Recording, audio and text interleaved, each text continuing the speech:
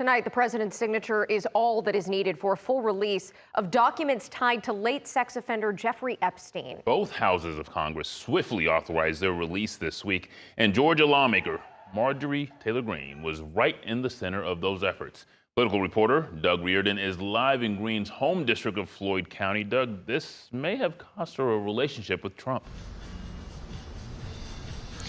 Yeah, current moment, it certainly seems that way. This week, the president called Greene a traitor online for her recent breaks with the GOP on both health care subsidies and more recently on the release of these Epstein documents. And on that second issue, for people in this district, even people who didn't vote for Greene or may outrightly not support her, they're finding common ground.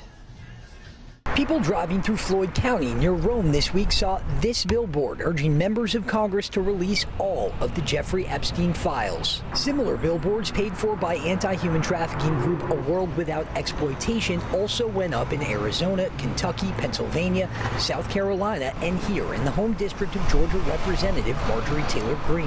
The polarizing lawmaker has been at the center of calls for more transparency around the case. Yeah, it's an F grade for me, for sure. Josh Williams, who's lived in Floyd County for much of his life, isn't a supporter of Greene, but with her calls to release files tied to the late sex offender, he's found common ground with her. It was part and parcel of her campaign and her entire time in Congress, and she stuck to it.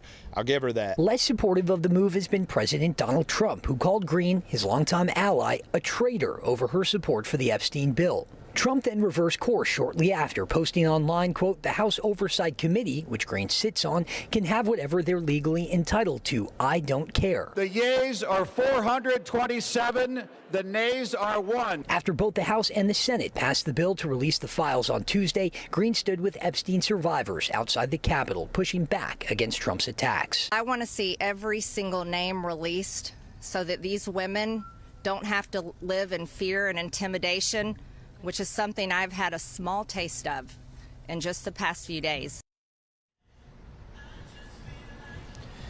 And also in a separate post online, Trump said he would support a backer against a challenger, I should say, against Greene when she runs again in 2026. She is quite popular here. She won her 2024 midterm election with 65% of the vote.